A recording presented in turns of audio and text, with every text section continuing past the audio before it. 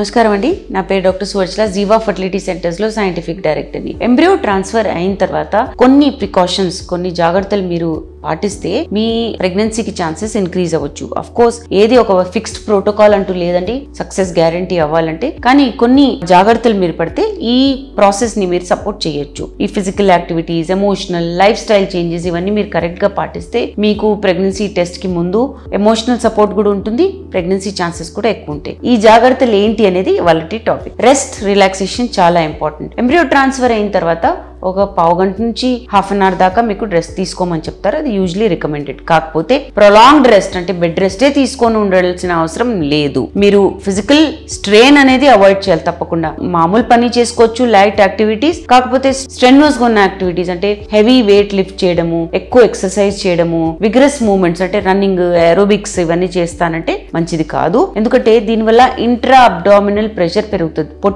పొట్ట లోపల ప్రెషర్ పడడం ఎక్కువ అవుతుండడం వల్ల యూట్రస్ మీద కూడా ప్రభావం పడుతుంది. స్ట్రెస్ అవాయిడ్ చేయండి. స్ట్రెస్ వల్ల హార్మోన్ లెవెల్స్ నెగటివ్లీ ఎఫెక్ట్ అవుతాయి. ఓవరాల్ వెల్బీయింగ్ కి కూడా మంచిది కాదు. డెఫినెట్లీ స్ట్రెస్ వల్ల డైరెక్ట్ గా ఇంప్లాంటేషన్ ఫెయిలియర్ అయితే అవ్వదు. అంటే ఎంబ్రియో అతకపోవడానికి స్ట్రెస్ అనేది ఒక డైరెక్ట్ కారణం కాదు. కాకపోతే స్ట్రెస్ మేనేజ్ చేశారనుకోండి, రిలాక్సేషన్ టెక్నిక్స్ ద్వారా యోగా చేశారు, మెడిటేషన్, డీప్ బ్రీదింగ్ ఎక్సర్సైజెస్, వీటి వల్ల స్ట్రెస్ తక్కువ ఉండడం వల్ల మీ అబ్డామినల్ కాంట్రాక్షన్స్ అవన్నీ కూడా తక్కువ ఉండడం వల్ల సక్సెస్ రేట్ పెరగచ్చు. నెక్స్ట్, మెడికేషన్స్ చాలా ఇంపార్టెంట్. మీ ప్రొజెస్ట్రాన్ సపోర్ట్ కి ఏవైతే సప్లిమెంట్స్ ఇస్తారో ఖచ్చితంగా మీరు ఎప్పుడు వేసుకోవాలంటారో అవి వేసుకోవాలి. ఇవి సాధారణంగా ఇంజెక్షన్స్ లాగా లేదా వజైనల్ టాబ్లెట్స్ లాగా, ఓరల్ టాబ్లెట్స్ లాగా ఇవ్వడం జరుగుతుంది. వీటి వల్ల గర్భసంచి పొర అనేది పెరుగుతుంది, బ్లడ్ ఫ్లో బాగుంటుంది, పిండం అనేది సరిగా అతుకుతుంది. ప్రిస్క్రైబ్డ్ మెడికేషన్స్ తీసుకోవాలి. అంటే ఇంకేదైనా మెడికేషన్స్ ఇస్తున్నారు అనుకోండి, మీ ఫర్టిలిటీ స్పెషలిస్ట్ ప్రెగ్నెన్సీ సపోర్ట్ చేయడానికి అవి ఈస్ట్రోజన్ కావచ్చు, బ్లడ్ థిన్నింగ్ మెడికేషన్స్ కావచ్చు, డిపెండ్స్ మీ ఇండివిజువల్ సర్కమ్స్టాన్స్ బట్టి. డయాబెటీస్ మెడిసిన్స్, థైరాయిడ్, ఏదైనా సరే మీకు స్పెసిఫిక్ గా అవసరం ఉన్నవి పెడితే ఈ అడిషనల్ ప్రిస్క్రైబ్డ్ మెడికేషన్స్ తప్పకుండా తీసుకోండి. డయట్ పాటించాలి.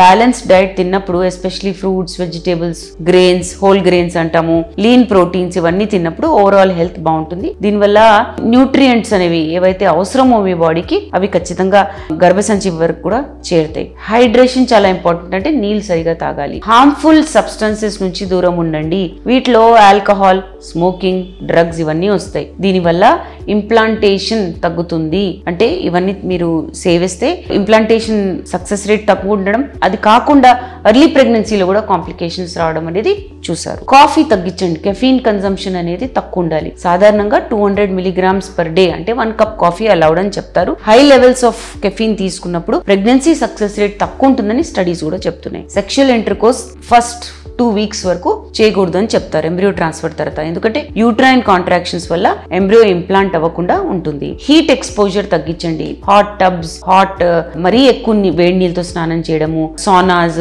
ఇవన్నీ అవాయిడ్ చేయాలి. ఎందుకంటే బాడీ కోర్ టెంపరేచర్ అనేది పెరుగుతుంది. దీనివల్ల ఇంప్లాంటేషన్ ఎఫెక్ట్ అవుతుంది. సిమ్టమ్స్ పాటించండి. అంటే బ్లోటింగ్, వాపుగా ఉంది పొట్టలో, లేదా పెయిన్ ఉంది, షార్ట్నెస్ ఆఫ్ బ్రెత్ అంటే ఊపిరాడట్లేదు, ఇవన్నీ ovarian hyper stimulation syndrome symptoms. ఇవన్నీ వల్ల కాంప్లికేషన్స్ రావచ్చు. ఎందుకంటే అదే సైకిల్లో మీకు ఎగ్స్ తీశారు, అదే సైకిల్లో ఎంబ్రియో ట్రాన్స్ఫర్ చేస్తున్నప్పుడు ovarian hyper stimulation syndrome symptoms కూడా మీరు ఖచ్చితంగా జాగ్రత్తగా చూస్తూ ఉండాలి. ఇవన్నీ అయినప్పుడు ఫర్టిలిటీ క్లినిక్, ఫర్టిలిటీ స్పెషలిస్ట్ ని తప్పకుండా ఇమీడియట్ గా సంప్రదించాలి. ఓవర్ ద కౌంటర్ మెడికేషన్స్ తీసుకోకండి. అంటే మీకు ఇష్టం వచ్చినట్టు సప్లిమెంట్స్, హెర్బల్ ట్రీట్మెంట్స్ ఇవన్నీ ఎంత బాగున్నా ఫర్టిలిటీ స్పెషలిస్ట్ ని అడిగిన తర్వాతనే వాటి వల్ల ఏమి నష్టం ఉండదు అన్నప్పుడే అవి తీసుకోండి. దీంతో ఇంప్లాంటేషన్, ఎర్లీ ప్రెగ్నెన్సీ అన్ని బాగుంటాయి అనమాట. మెంటల్ హెల్త్, ఎమోషనల్ సపోర్ట్ గురించి కూడా ఆలోచించుకోవాలి. ఎందుకంటే ఈ 2 వీక్స్ పీరియడ్ ఎంబ్రియో ట్రాన్స్ఫర్ చేశాక 2 వీక్స్ తర్వాత బ్లడ్ టెస్ట్ చేయడం జరుగుతుంది. ఆ పీరియడ్ చాలా స్ట్రెస్ఫుల్ గా ఉండొచ్చు. అలాంటప్పుడు మీరు కౌన్సిలర్ ని సంప్రదించడము, లేదా ఫ్రెండ్స్, ఫ్యామిలీ మెంబర్స్ నుంచి సపోర్ట్ తీసుకోవాలి. మెంటల్ సపోర్ట్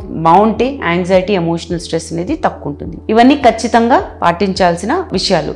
దేని గురించి మీరు వరీ అవ్వకూడదో అది చెప్తాను ఇప్పుడు. డైలీ మూవ్మెంట్స్, జెంటల్ యాక్టివిటీస్ అంటే వాకింగ్, ఇంటి పనులు, మామూలుగా మీరు చేసే పనులు, లేదా ఉద్యోగంకి వెళ్ళడం అనేది జనరలీ సేఫ్. ఇవి మీరు ఖచ్చితంగా చేసుకోవచ్చు. నార్మల్ యూట్రైన్ మూవ్మెంట్స్ అంటే గర్భసంచిలో నార్మల్ మూవ్మెంట్స్ అంటే దగ్గినప్పుడు, తుమ్ములు వచ్చినప్పుడు మైల్డ్ ఎక్సర్సైజ్ వల్ల ఏమీ కాదు, ఇది హార్మ్ఫుల్ కాదు. Next implantation timing. ఎంబ్రియో అనేది బాగుంటే అది యూట్రైన్ లైనింగ్ కి అతుకుతుందండి. లైట్ ఫిజికల్ యాక్టివిటీస్ మీరు చేసుకుంటే కూడా ఏమి తప్పు కాదు. So follow up and testing ఎప్పుడు చేస్తారు? ప్రెగ్నెన్సీ టెస్ట్ యూజువలీ మిమ్మల్ని 10 to 14 days వరకు ఆగిన తర్వాత చేయమని చెప్తారు. డిపెండ్స్, అంటే ఎంబ్రియో గ్రేడింగ్ ఏ రోజు చేస్తారో దాన్ని బట్టి 10 నుంచి 14 రోజుల తర్వాత చేయమంటారు. కాకపోతే మీరు ఎర్లీ హోమ్ ప్రెగ్నెన్సీ టెస్ట్ చేయకండి. మరి దీనికన్నా ముందు చేశారనుకోండి ఇన్అక్యురేట్ రిజల్ట్స్ రావచ్చు, అంటే పర్ఫెక్ట్ గా కరెక్ట్ రిజల్ట్స్ ఉండకపోవచ్చు. ఎందుకంటే బాడీలో ట్రిగర్ ఇంజెక్షన్ రెసిడ్యూస్ ఉంటాయి, అంటే అక్కడ నుంచి వచ్చే కొన్ని ఫ్యాక్టర్స్ ఉండిపోతాయి, దానివల్ల ఫాల్స్ పాజిటివ్ కూడా రావచ్చు. సో మీరు ఇంట్లో తీసుకోకుండా కరెక్ట్ టైం తర్వాత చేయండి. సో ఈ ప్రికాషన్స్ మీరు చేసి మీ డాక్టర్ అడ్వైజ్